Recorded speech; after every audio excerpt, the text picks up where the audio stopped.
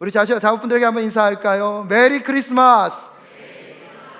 네, 아멘이십니까? 여러분 지금 시간이 많이 갔습니다. 그래서 설교하기 전에 좀 여러분 마음을 좀 넉넉하게 가지시라고 부탁의 말씀을 좀 드리고 싶습니다. 지난주에 여러분과 함께 나누었던 한국 리서치 기사가 마음에 남아 있습니다. 참 그 기사를 생각하면서 속상하기도 하고 어떻게 한국교회가 이렇게 되었나 하는 안타까움의 마음의 생각도 드렸습니다. 그래서 자료를 좀 더 찾아보았습니다. 2023년 한 여론조사에 의하면 우리나라 종교 가운데 가장 신뢰하는 종교에 대한 조사에서 캐톨릭이 21.4%로 차지했고요, 개신교가 16.5%, 불교가요 15.7%의 순으로 나타나 있습니다. 다행히 이제 기독교가 몇 위로 왔습니까? 2위로는 왔습니다. 근데 여러분, 이 캐톨릭이 이것은 문제는 무엇이냐면 개신교의 수치가요 3년 전인 즉 코로나 발생하기 전에 비해서는 11%가 감소한 수치라는 것이 오늘 우리에게 주는 경종입니다. 코로나 이후에 개신교에 대한 세상 사람들에 대한 시선이 얼마나 더 차가워졌는지를 보여주는 조사입니다. 두 번째 질문은 이것입니다. 사회봉사 활동을 가장 많이 하고 있는 종교에 대해서 물었을 때 캐톨릭이 1위가 나왔습니다. 29.4%. 개신교가요 2위가 나왔습니다. 20.6%. 그리고 불교는요 6.8%밖에 되지 않습니다. 얼마나 다행입니까? 하지만 이것도 안심할 수 없는 게 개신교가요 3년 전에 조사했을 때는 사회봉사 가장 많이 하는 종교기관으로 1위를 차지했을 때 35.2%였습니다. 근데 3년이 지나고 나서 14.6%가 하락한 수치라는 사실이 우리에게 큰 도전을 주고 있습니다. 저는요 이 조사를 가만히 묵상하고 생각하다가 속상했습니다. 불교보다 우리가 봉사하는 숫자가 훨씬 많다는 것을 누구도 알고 있습니까? 세상 사람도 알고 있습니다. 근데 개신교에 대한 호감도나 신뢰도는요 어디보다 떨어지고 있다고요? 불교에 비해서는 한참 떨어지고 있다는 사실이 얼마나 속상한지 모르겠습니다. 코로나를 지나가면서 한국교회는 그 어느 때보다 어려움을 경험하고 있습니다. 시찰의 목사님들을 만나고 성경 공부 모임에서 목사님들을 만날 때마다 그분들도요 교회 상황을 이야기할 때 코로나 전과 후로 이야기합니다. 코로나 전에 비해서 코로나 후가 교회가 너무 많이 어려워졌다는 것입니다. 개신교에 대한 이런 낮은 호감도와 신뢰도를 보고 있으면 앞으로요 이 교회가 힘든 시간을 보낼 수밖에 없다는 것이 이미 예고되고 있습니다. 여러분 이것뿐입니까? 사회적 상황 속에서도 저출산이 확산됨으로 인하여서 인구 절감이 가져오는 그런 문제로 인하여서 교회는요 더 큰 위기를 이미 앞에 두고 있다는 사실을 우리는 부인할 수 없습니다. 어두운 소식을 먼저 말씀하면서 설교를 할 수 있다는 것이 여러분께 죄송합니다. 하지만 그럼에도 불구하고 지금 이것은요 우리 한국교회 앞에 놓여있는 현실이고요 곧 우리에게 닥칠 상황이라는 사실을 우리는 부인할 수 없을 것입니다.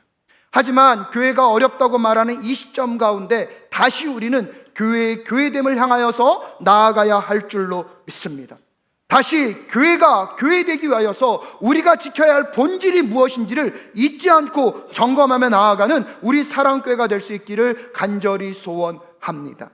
오늘 세례 요한이 등장했던 이 시기도요 그렇게 만만했던 시기가 아닙니다.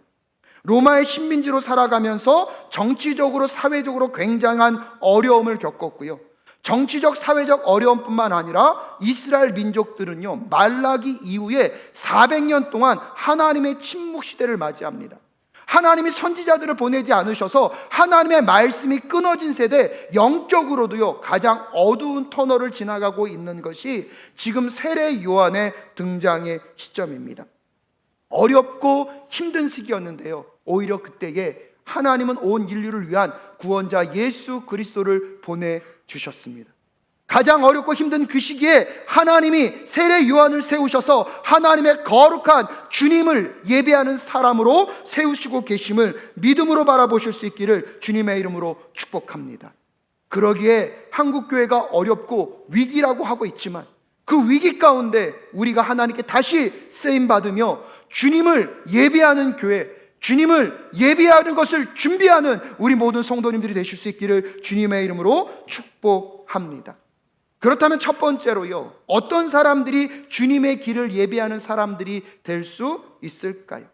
오늘 여러분과 함께 읽은 본문 1절과 2절에 보면 함께 읽겠습니다. 1절과 2절 시작. 디베료 황제가 왕위에 오른 지 15째 해에 곧 본디오 빌라도가 총독으로 유대를 통치하고 헤롯이 분봉왕으로 갈릴리를 다스리고 그의 동생 빌립이 분봉왕으로 이두레와 드라고닛 지방을 다스리고 루사니아가 분봉왕으로 아빌레네를 다스리고 안나스와 가야바가 대제장으로 있을 때에 하나님의 말씀이 광야에 있는 샤가라의 아들 요한에게 내렸다라고 이야기하면서 세례 요한이 등장했던 시대의 정치적 종교적 상황을 설명해 주고 있습니다.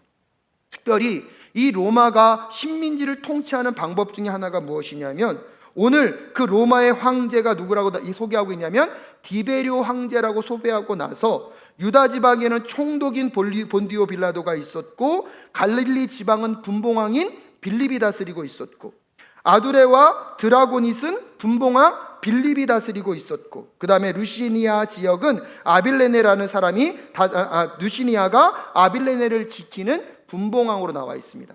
쉽게 말씀드리면 로마가 식민지를 통치하는 방법이 두 종류가 있었는데 하나는 총독이고 하나는 무엇입니까? 분봉왕이라는 거죠. 총독은 뭐냐면요, 로마에서 직접 사람을 보내서 직접 통치하게 한 것이고요, 분봉왕은요 직접 통치한 건 아니고 그 지역에서 대표자를 뽑아서 그 지역을 다스리게 한 것입니다. 여러분, 이것을 일반화해서 죄송한데 조금 더 쉽게 표현하면 이런 것과 같습니다. 체인점들이 많은데요, 직영점이 있고요, 뭐가 있죠? 네, 체인점이 있습니다. 직영점은 본사에서 사람을 뭐하죠? 직접 보냅니다. 그러니까 직영점은 뭡니까? 총독 제도고요, 분봉왕 제도는 무슨 제도입니까? 체인점 제도라고 생각하시면 됩니다. 그 당시의 정치적 상황을 1절에서 이렇게 말하고 나서 2절에 보면 두 명의 제사장의 이름을 소개하고 있습니다. 안나스와 가야바라는 것입니다. 근데 여러분, 이게 잘못된 게 뭐냐면 이스라엘 민족에게는요 대제사장은 유일하게 한 명밖에 없습니다. 근데 오늘 두 명의 대제사장이 있다는 것만으로도 이스라엘 민족 안에 종교적인 문제가 있다는 것을 드러내고 있는 것입니다. 안나스는 유대 사람들이 뽑은 대제사장인데요, 이 안나스를요 로마에서 폐위시킵니다.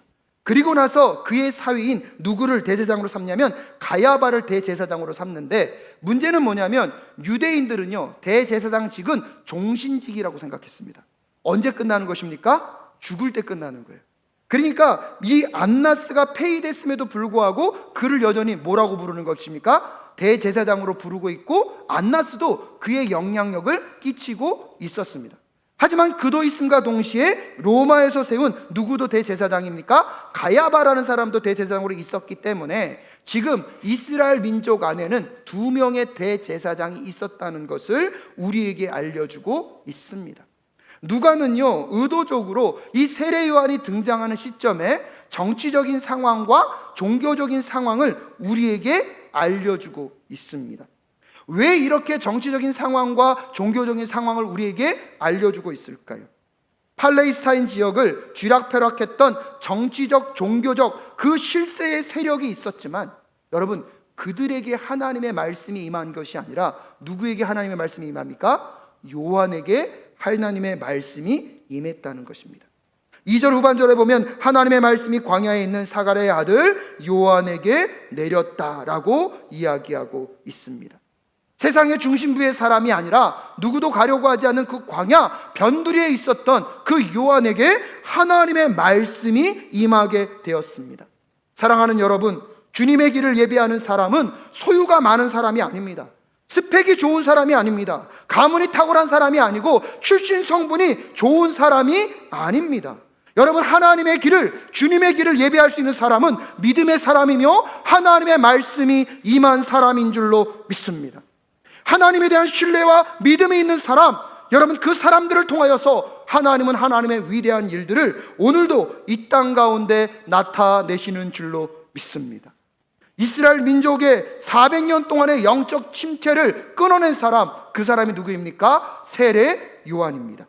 이스라엘 민족뿐만 아니라 온 인류의 죄의 사슬로부터 해방시키시고 여러분 민족의 구원자 되시는 예수 그리스도를 보내시는 그 길을 준비케 하시는 그 사람도 하나님의 사람 세례 요한이었습니다. 세상의 권력의 중심부에 있지 못했지만, 비록 광야의 출신이었지만 그런 세례 요한에게 하나님의 말씀이 임하자 그는 주님의 길을 예비하는 세상에서 가장 영향력 있는 한 사람으로 하나님께 쓰임 받았다는 사실을 꼭 기억하실 수 있기를 주님의 이름으로 축복합니다. 사랑하는 여러분, 여러분의 삶에 이 하나님의 말씀이 오늘 임할 수 있기를 주님의 이름으로 축복합니다. 여러분의 자녀들의 삶에 오늘 이 말씀이 임할 수 있기를 주님의 이름으로 축복합니다. 여러분의 자녀를 두고 무엇을 걱정하고 계십니까? 배우자가 없어서 걱정이십니까? 학벌이 좋지 않아서 걱정이십니까? 돈을 못 벌어서 걱정이십니까? 정치적으로 힘이 없어서 걱정이십니까? 여러분, 그거 다 없다 할지라도 누구를 향한 믿음이 있으면요, 하나님을 향한 믿음이 있으면, 하나님의 말씀이 그 영혼에게 임하기만 하면 하나님이 들어 쓰실 줄로 믿습니다. 여러분, 오늘 그 은혜가, 그래서 오늘 이 시간 이 말씀이 들려지고 이 말씀이 믿어지는 은혜가 첫 번째로는 여러분에게, 여러분의 자녀들과 여러분의 가정 가운데 임할 수 있기를 간절히 소원합니다. 그리고 나서 두 번째로 주님의 길을 예비하는 사람은요, 어떤 일을 감당하고 있습니까? 오늘 세례 요한은 하나님의 명령을 받아서 여러분 3절 말씀을 함께 읽겠습니다. 시작. 요한은 요단강 주변 온 지역을 찾아가서 죄사함을 받게 하는 회개의 세례를 선포하였다라고 이야기하면서 여러분 오늘 세례 요한은요, 회개를 이야기하고 회개에 합당한 무엇을 주고 있습니까? 세례를 주고 있습니다. 회개는 우리의 내면에서 일어나는 일입니다. 회개는 무엇입니까? 자신이 죄인임을 깨닫고 죄인된 자신의 삶에서 하나님을 위한 삶으로 돌아서는 것이 회개입니다. 다시 한번 말씀드립니다. 자신이 죄인임을 깨닫고 죄인된 자신의 삶에서 하나님을 위한 삶으로 돌아서는 것이 무엇이라고요? 회개라는 것입니다. 여러분, 죄인이라고 말하면 기분이 좋으십니까? 나쁘십니까? 오늘 이 설교 듣다가 왜 자꾸 나한테 죄인이라 그래? 근데 여러분 잘 들어보십시오. 제가 말하는 기독교의 죄는요, 세상이 말하는 규범적인 죄에 국한되어 있지 않습니다. 우리가 말하는 죄는요, 하나님을 창조주로 믿지 않고 그분을 자신의 삶의 죄인으로 받아들이지 못한 그 모든 것들을 뭐라고 얘기하는 것입니까? 죄라고 얘기하고 있는 것입니다. 자신의 삶이 하나님이 아니라 자기 자신이 되어서 살아가는 것, 하나님의 존재를 인정하지 않고 하나님을 무시하는 것, 그것이 바로 성경에서 말하고 있는 죄인 것입니다. 그런 점에서 여러분에게 묻겠습니다. 여러분은 죄인입니까? 아닙니까? 예, 오늘 제가 아멘 안 나올 거 알고 설교하고 있습니다. 오늘 내용이 별로 밝지 않거든요. 근데 너무나 중요한 내용입니다. 여러분, 기독교 안에서 우리가 어떠한 죄인인지를 깨닫는 것이 소망의 시작인 줄로 믿습니다. 그렇기 때문에 오늘 여러분 세례 요한은요, 회개하라. 이 회개가 없으면 우리에게 무엇이 없기 때문입니까? 구원이 없기 때문입니다. 근데 여러분, 이 세례 요한의 회개가요, 왜 놀라운 회개냐면 그 당시를 살아가고 있는 유대 사람들에게도 무엇해라? 회개하라. 그것을 무엇을 받아라? 세례를 받아라.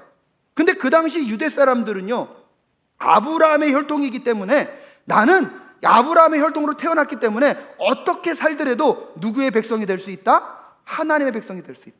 내가 마음대로 살아도 나는 거룩한 백성이 될 수 있고 하나님 나라의 천국 잔치에 들어갈 수 있다라고 생각했던 사람들이 유대 사람들이거든요. 근데 오늘 세례 요한은요, 그들에게도 너희들도 다 누구이다? 죄인이다. 너희들도 회개하고 무엇을 받아라? 세례를 받으라고 이야기하고 있는 것입니다. 그래서 오늘 보면 7절과 9절에 보면 여러분 세례 요한의 말이 얼마나 무섭습니까? 7절부터 9절 함께 읽겠습니다. 시작. 요한은 자기에게 세례를 받으러 나오는 무리에게 말하였다. 독사의 자식들아, 누가 너에게 닥쳐올 진노를 피하라고 일러주더냐?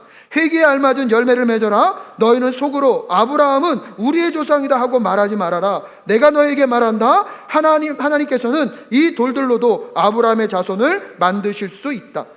도끼를 이미 나무 뿌리에 갖다 놓으셨다. 그러므로 좋은 열매를 맺지 않는 나무는 다 찍어서 불 속에 던지기다라고 말씀하고 있습니다. 세례 요한이 세례를 받으러 오는 사람들을 향하여 얼마나 모질게 말하고 있습니까? 스스로 아브라함의 자손이기 때문에 하나님 나라 백성이 되는 것이 당연하고 천국 잔치에 들어가는 것이 마치 당연하다고 생각하는 그들을 향하여서 독사의 자식들이라고 공격하고 있습니다. 돌들과 그들을 비유하면서 너희들만이 아니라 돌들로도 아브라함의 자손을 만들 수 있는 하나님이라고 이야기하며, 너희들이 혈통이나 세상적 조건을 의지하지 말고 죄인임을 깨닫고 여러분 하나님 앞에 나와 무엇을 받으라는 것입니까? 세례를 받으라는 것입니다. 여러분, 구원은요 내가 아무리 좋은 신앙의 가문에 태어났다고 오는 것이 아닙니다. 구원은요 내 옆에 사람이 착한 일을 많이 한다고 오는 것이 아닙니다. 구원은 여러분 각자가 하나님 앞에서 죄인임을 깨닫고, 아멘 하셔야 돼요. 여러분이 하나님 앞에서 죄인임을 깨닫고, 여러분 그러기에 내가 내 삶의 주인이었음을 그분 앞에 고백하고, 주님 내 삶의 주인이 되어 주시옵소서. 이제 내 마음대로 내 멋대로 살지 않고 누구를 위하여서요? 내 삶의 주인이 누구이심을요? 하나님이심을 인정하게 될 때에 우리 안에 진정한 회개의 삶이 시작되는 줄로 믿습니다. 그렇기 때문에 여러분, 회개는요 그냥 마음으로만 말하는 것이 아니라 삶의 방향이 어떤 것입니까? 돌아서는 것입니다. 제가 임종 전에 많은 분들을 찾아뵙고 마지막에 꼭 영접 기도를 시킬 때 그것이 은혜가 되는 것은요, 여러분 죽음 앞에서는 거짓말 할 수 있습니까? 없습니까? 허튼 말을 할 수 없어요. 당신이 죄인이심을 믿으십니까? 그럼 온몸으로 반응해요. 아멘. 예수만이 당신을 구원할 수 있습니다. 그 예수를 영접하시길 원하시면 아멘 하십시오. 아멘 할 때요 온몸이 움직입니다. 여러분, 생명의 수완이 얼마 남지 않아서 그렇지, 만약에 그분에게 생명이 많았다면 회개의 삶을 살까요? 안 살까요? 저는 확신합니다. 살 줄로 믿습니다. 여러분, 그분들은 하나님 품에 있다면 문제는요 오늘을 살아가고 있는 우리예요. 그리스도인이라고 하고 교회는 오래 다녔어요. 종교적으로 문화는 갖고 있어요. 찬송도 하고요 기도도 할 줄 알아요. 하지만 여러분의 삶에 진정한 회개를 경험하지 못했다면 구원이 없다는 사실을 꼭 깨닫는 시간 되실 수 있기를 주님의 이름으로 축복합니다. 그래서 여러분, 세례 요한이요 오늘 절박하게 외치는 거예요. 왜? 시간이 많은 것이 아니라 지금 나무에 뭐가 찍히고 있다고요? 도끼가 찍히고 있다고요. 이것을 한번 이렇게 상상해 보겠습니다. 우리 사랑교회가요 이웃교회랑 농구 경기를 하게 됐습니다. 농구 경기가 얼마나 치열했는지 이제 88대 89로 우리가 지고 있어요. 근데 30초 남겨놓고 공이 누구에게 왔어요? 우리 사랑교회에 왔어요. 이제 이 공을 잘 드리블해서 우리 김병찬 목사님께 패스만 하면, 이분이 저 농구 특기자거든요, 딱 넣으면 2점 딱 얻으면 뭐 할 수 있어요? 역전할 수 있어요. 근데 공을 받은 이 사람이요 어디 골대로 가야 돼요? 상대편 골대로 가야 되는데 우리 사랑교회 골대로 가고 있는 거예요. 여러분 그걸 지켜보고 있으면 어떻게 말하겠습니까? 야, 방향 잘못됐어, 이렇게 말하시겠습니까? 야! 난리도요 이런 난리는 없을 거예요. 여러분, 이 농구 선수가 그 소리를 들었어요? 그럼 자기 방향이 틀린 걸 알았어요? 그 순간 어떻게 해야 돼요? 돌아서야죠. 돌아서고 상대편의 골대에 가서 골을 넣는 순간 여러분 함께 뭐 하고 있는 거예요? 기뻐할 수 있는 거예요. 근데 문제는 그 소리를 못 듣고 열심히 뛰어서 어디에 넣었어요? 사랑교에 넣었어요. 그리고 자기는 기뻐해요. 뭐 넣었다고? 여러분, 그 다음에 닥칠 상황 어떻게 할 겁니까? 이랑 똑같아요. 여러분, 세상은요 누구나 열심히 살아가요. 근데요 회개하지 아니하면 순간의 기쁨이 있을 수 있어요. 근데 여러분, 그 순간의 삶 이후에 찾아올 절망과 고통과 사람들을 향한 이 부끄러움을요 여러분 어떻게 감당하시려고 그러십니까? 오늘 세례 요한이 오늘 우리에게 그걸 외치는 것입니다. 방향이 잘못됐다, 돌아오라, 돌아오라, 돌아오라. 여러분, 돌아오는 이 시간 되실 수 있기를 주님의 이름으로 축복합니다. 한 번 정도는 여러분의 인생 가운데 내가 얼마나 하나님 앞에 죄인이었는지를, 내 삶의 방향이 얼마나 잘못됐었는지를 철저하게 고민하고 깨닫고 여러분의 삶의 주권자 되시고 주인 되시고 구원자 되신 그 예수를 받아들이는 오늘 이 시간 되실 수 있기를 주님의 이름으로 축복합니다. 회개는 내 삶의 방향이 잘못됐다는 것을 깨닫고 여러분 다시 하나님을 향하여 뭐 하는 것입니까? 돌아서. 이 돌아섬이 있는 사람들의 그 내면적 고백을 외적으로 표현하는 것이 무엇이라고요? 세례라는 것입니다. 저는 오늘 이 시간 여러분의 그 회개의 은혜가 있을 수 있기를 주님의 이름으로 축복합니다. 다시 한번 말씀드리지만 하나님을 무시하고 하나님을 인정하지 않고 내 삶의 주인이 하나님이 아니라 내가 되어서 사는 것이 죄입니다. 그 죄를 깨닫고 다시 하나님을 위한 삶으로 나아가는 회개가 우리에게 있을 수 있기를 주님의 이름으로 축복합니다. 그래서 그 회개 가운데 합당한 열매가 맺혀지게 될 때 여러분 오늘 이 시대를 살아가는 우리가요, 세례 요한이 주님의 오실 길을 예비했던 것처럼 우리는요 이미 오신 예수 그리스도, 하지만 누구요? 다시 오실 예수 그리스도를 예비하고 그 길을 닦는 우리 모두가 될 줄로 믿습니다. 여러분 그렇다면 그 삶은 어떤 삶이라고 생각하십니까? 오늘 누가가요 이 세례 요한의 예언을 이야기하면서 이사야 40장 3절 말씀을 4절에서 이렇게 표현합니다. 우리 4절 말씀 함께 읽을까요? 시작. 그것은 이사야의 예언서에 적혀 있는 대로 광야에서 외치는 이의 소리가 있다. 너희는 주님의 길을 예비하고 그 길을 곧게 하여라 라고 이야기하고, 여기까지만 말하지 않고요 5절과 6절에서 이사야 40장 4절과 5절의 말씀을 또 이렇게 인용하고 있습니다.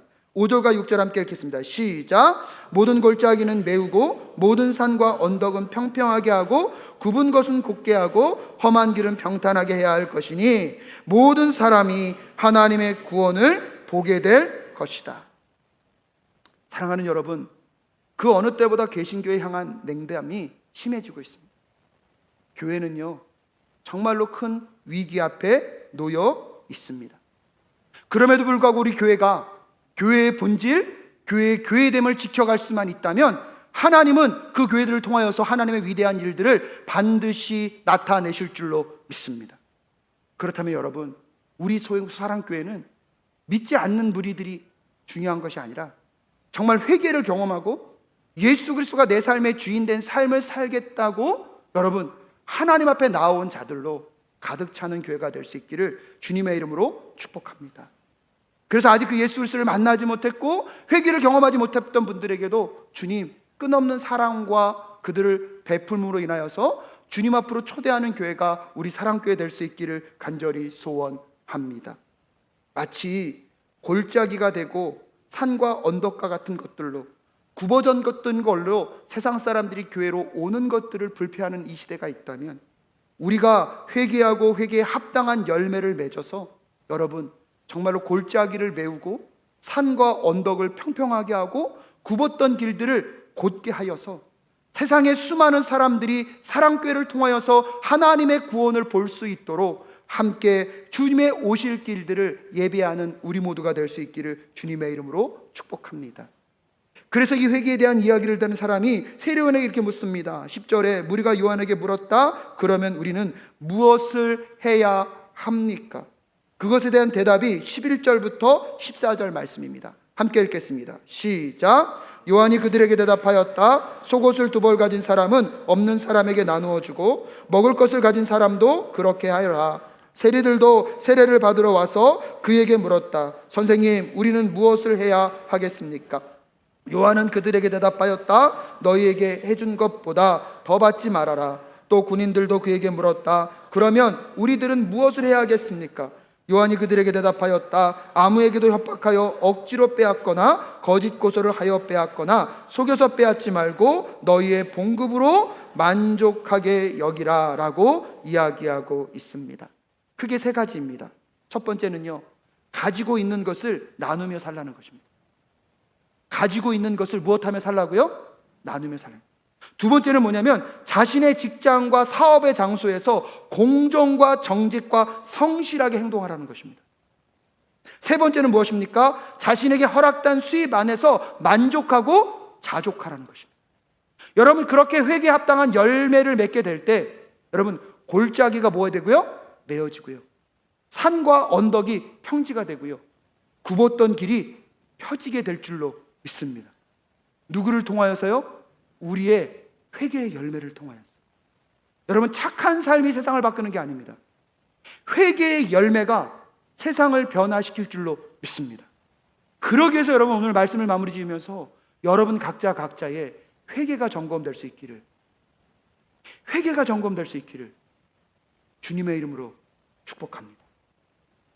교회를 아무리 오래 다녔고 기독교의 문화가 익숙해 있고 내가 종교 생활을 아무리 오래 했다 할지라도 내 안의 주인이 누구인지를 아직도 모르고 회개하지 못하셨다면 회개의 은혜가 임하실 수 있기를 주님의 이름으로 축복합니다.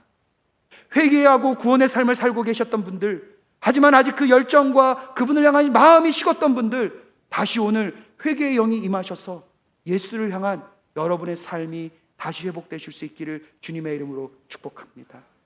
회개에 합당한 열매를 맺어 가지고 있는 것을 이웃들과 나누며 나에게 허락하신 직장과 사업터에서 정직과 성실과 공의의 삶을 살아내며 오늘 나에게 허락하신 것 안에 감사하고 자족함으로 여러분, 주님의 오실 길을 함께 예비하는 우리 모두가 될 수 있기를 간절히 소원합니다.